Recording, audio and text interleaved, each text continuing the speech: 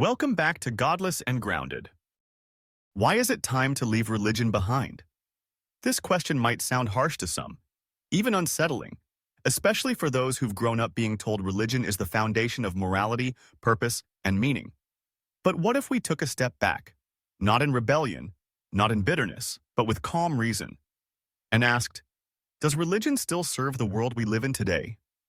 Or has it become a barrier, a weight, something that holds us back instead of lifting us forward?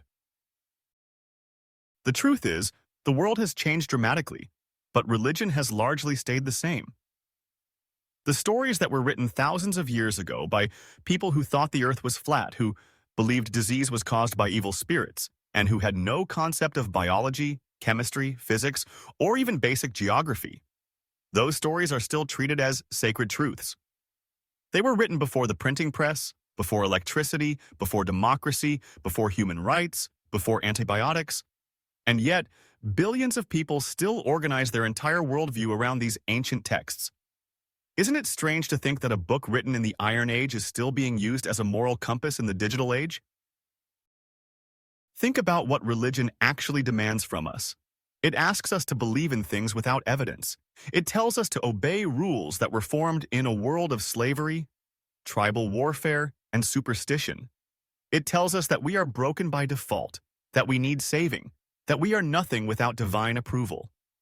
And it often divides the world into us and them, believers and non-believers, the saved and the damned. That's not unity.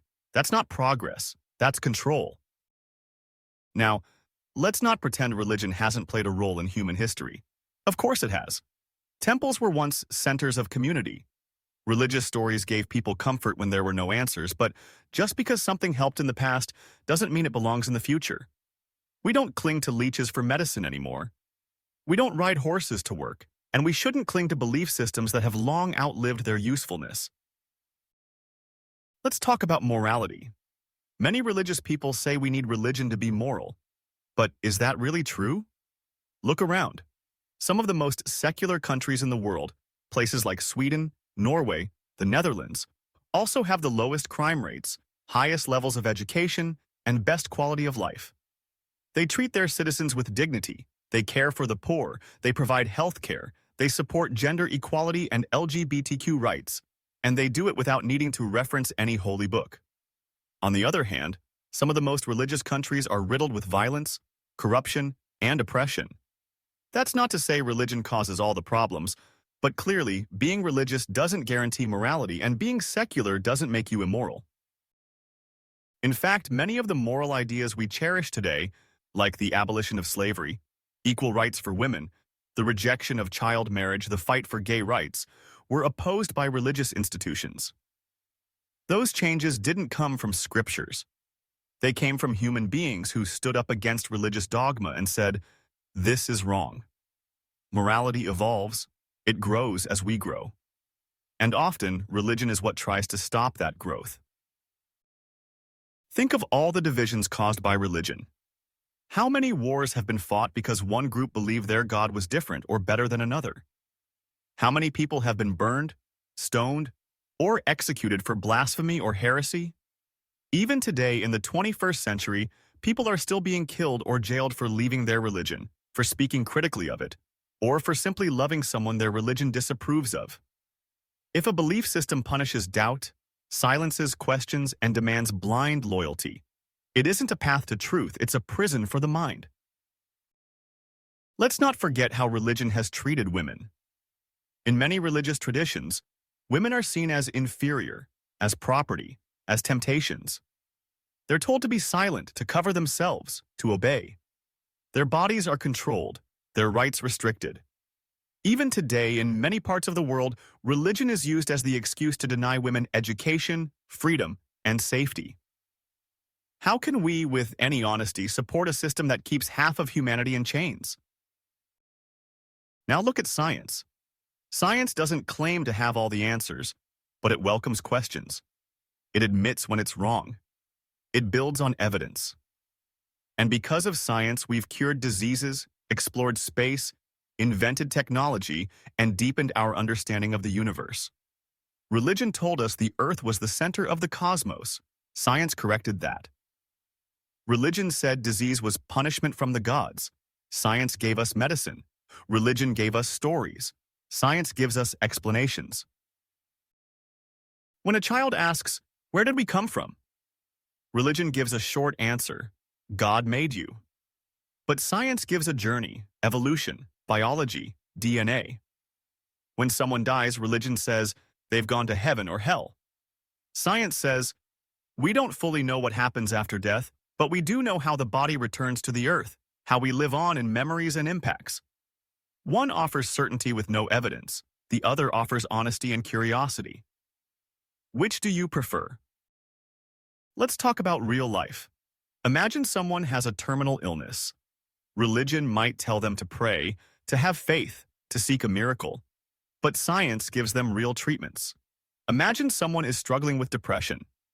Religion might tell them to pray harder or blame sin. But psychology and medicine can actually help. In this way, religion often distracts people from the real solutions they need.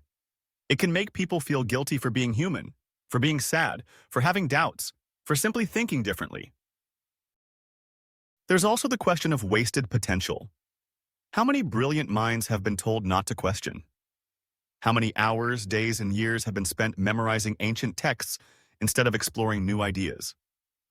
How much money is poured into building temples and churches instead of feeding the poor, funding schools, or supporting science?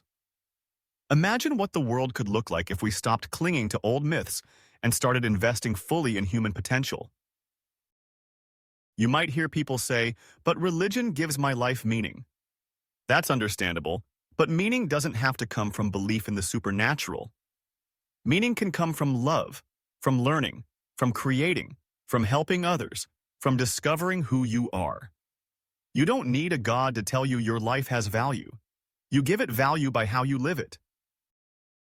And to be clear, leaving religion doesn't mean hating religious people. Many religious individuals are kind, generous, and sincere. But the system itself, the structure, the dogma, the unchanging rules, those are what we need to outgrow. You can still have compassion, wonder, gratitude, and awe without religion. You can still look at the stars and feel small. You can still sit in silence and feel peace. You can still live a deeply meaningful life without imagining there's a divine being watching over you. It takes courage to leave religion behind. For many, it means losing community, family approval, maybe even safety. But truth matters. Integrity matters. Living honestly, asking questions, seeking evidence, admitting uncertainty, that's how we grow. That's how we build a better future. It's not about being arrogant. It's not about saying, I know everything. It's about saying, I won't pretend to know what I don't. I won't accept answers just because they're old. I won't base my life on fear or guilt. It's about growing up, not giving up. So, why is it time to leave religion behind? Because we've outgrown it. Because we've learned more. Because we've discovered better ways to understand the world, to live with each other, and to move forward. Because the values we need today, critical thinking, compassion, justice, equality, freedom, are often stronger when we let go of rigid dogma and start thinking for ourselves. This isn't a call to war, it's a call to wake up. We don't need ancient books to tell us how to be good. We just need to be honest, to be curious, to be kind, and most of all, to be free. It's time.